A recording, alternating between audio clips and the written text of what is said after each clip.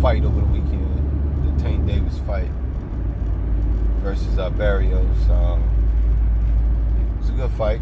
You know, Tank did what he needed to do. You know, got the dude out of there. He struggled for the first 3 rounds. I had Tank down. He got 4 rounds out of the whole fight. Barrios is doing a lot of good things. Barrios is throwing a jab, throwing a 1-2, or sometimes he'll go to the body. You know, but I felt like with Barrios being a taller fighter, instead of him bending down and getting on Tank level, he should have been straight up and just popping that jab. But Barrios is just down like this, with his head down, chin down, and just making himself a target for Tank to catch him with that uppercut or catch him with that temple hit that he with the right hand that he hit him with. So, you know, it was a good fight, man. You know, Tank did what he had to do. Got another one of them dudes out of there. You know, but now it's time for Tank to start fighting somebody. And I know that ain't gonna happen right then. It's not gonna happen now because it might not never happen because you got Floyd Mayweather and Leonard Smellerby saying that Tank, we don't need him. We don't want to make nobody else no money.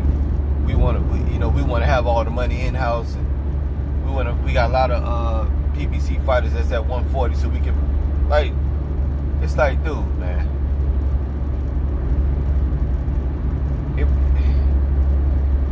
And this is the problem with boxing now, man. You know, you got a lot of the PBC. Lately, the PBC is single-handedly ruining boxing. It's been like that. You know, at first, you know, when they first started, you know, everybody thought it was a good thing. You know, with PBC running things, and PBC doing what they doing. We all thought it was gonna be a good thing because we understood what was going on at Top Rank back in the early 2010s. You know, Bob Arum was just putting his guys up against his guys. He wasn't putting his guys up against any Al Heyman fighters, or if he did, it was some old, you know, some busted up bum, anything like that. But now you got PBC doing the same exact thing that Bob Arum them was doing. The same exact thing that they was complaining about back in 2010, 11, 12, and all that good stuff. Excuse me.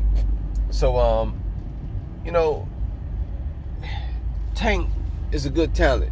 Real good talent. You know what I'm saying? I can't hit on the guy. Anybody else can't hit on the guy. He's doing what he need to do.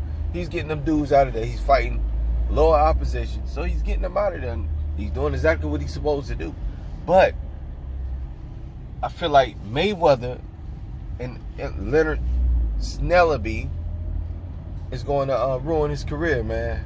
To where people, he may be a draw, and he may be who everybody want him to be, you know, like a superstar and everything. He's a superstar. That's basically what I'm trying to say. He's a superstar.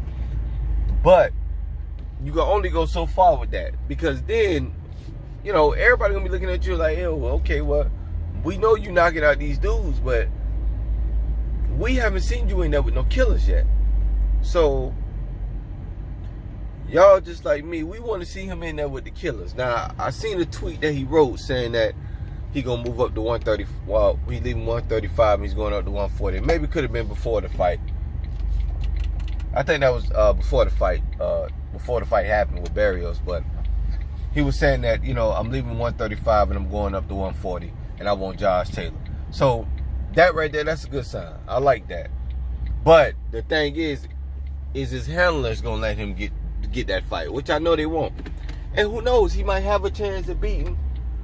He might have a good chance of beating Josh Taylor, because if he did what he did just now to Barrios, and I'm not comparing Barrios to Josh Taylor, because of course it's levels to this. Don't fall down real quick, back up. Of course it's levels to this. So therefore, you know, you really can't say that, oh, Tank Davis gonna go in there and dominate such and such, because we don't know that. But basically what I'm saying is, we don't know if he's gonna beat Josh Taylor, but if he's saying that he won't, because I don't think Tank is scared of no fight in 140 or anything. I don't think he's scared of nobody. I think he's willing to fight whoever, whenever, when you put him up against him. But you know, fans want to see this, man. I think we're owed all these fights, man. A lot of fans pay their money to see fights that need to be made. If the UFC can get all their top champions and make them fight each other, boxing need to do the same thing too, man. The game is just watered down. The game is dead because you got a lot of fighters who don't want to fight nobody, man. Who just want to be superstars and megastars. Okay, that's cool, that's fine. You can be superstar, megastar you want. But what makes you a legend is when you face opposition and you beat the best fighter in your division, man. You clean out a division. Josh Taylor already did that. Alexander Usyk, he did that 2-3 years ago. Terrence Crawford did that. Cleaned out the whole 140 and then moved up and beat a champ coming right on in. Somebody that they said that he couldn't beat because he was bigger than. That's another thing too about Terrence Crawford, man. You know, a lot of cats say he's small. He was too small. Bob Arum this, Bob Arum that, but it's nothing but excuses, man. Because half of them dudes in PBC ain't even fighting each other. Them niggas done been there damn near 10, 20 years. They done been in the same division. They haven't even fought each other. All of them haven't fought each other. And then they steady trying to make 140. Like Earl Spence can't make 140 no more. You could tell by when he blow up. When there's no fight, he blows up. Then when he blow, you know, when there's no fight, he blows up. He do what he do, drink or however he do it. Then when it's fight time, he lose the weight. But then when you look at him, he look like a damn, you know, like he's super skinny. And it's drink, you can see it in his face. So, you know, and then with Keith Thurman, you know, he injury prone. And then, you know, he chasing after that woman. Ain't a lot of women fine though, but Keith Thurman with his situation, and Sean Porter, this motherfucker done lost 2-3 times to all champions, and he's steady trying to drag out. Like these dudes are well over the division. All of them should have moved up by now. So I got off topic, but anyway, yeah. So with Tank, man, you know, it was a good fight, man. Tank did what he had to do. So hopefully, man, they start putting Tank in there with some pit bulls, man. That way we can be able to determine whether he's elite or not. Because I'm pretty sure he is elite, but he hasn't fought no killer. So we just want to see him fight killers, man. Boston, y'all need to start making the fights that the fans want to see, man. And I know a lot of fans say, oh, man, you know, I'm boycotting, I'm not going to watch this, I'm not going to do this. But it's kind of hard when you're a diehard fan and you want to see the sport rise. It's like me saying that or any other fan that like WWE. You know what I'm saying? We didn't watch WWE since we was young. And, you know, now WWE is more watered down now. And it's not as graphic as it used to be back in the late 90s, early 2000s. So, of course, now, you know, you like, but then when you see it on TV, you got no choice but to watch it because you're still a fan that hard. So it's the same thing with boxing. It's the same thing with boxing. You know, you want to criticize boxing so much, but you're such a fan at heart. When a fight come on, you just like, all right, let me check it out. Let me see what it is. And when they say Earl Spence fighting the cab driver over here on 31st, you gonna sit there and watch the damn fight. Okay, well, let's see what happens. Maybe the cab driver might catch him or something. You know what I'm saying? It's not like it used to. Boxing's not like it used to be, man. And I see all these dudes. They got all these guys trying to protect that zero, which is fine and dandy. But all those dudes can't be. It's not gonna retire undefeated, man. Everybody ain't gonna retire undefeated. There's always somebody out there that got your number. There's always a fighter out there that got your number. Back in the day, used to be a lot of, let's say, I ain't gonna call them bums, but there was a lot of guys who wasn't top fighters, who was pretty much lower upper, you know, like smaller, you know, just nobodies, who will fight a champion, a fight a contender, and fuck around and knock him out or beat him.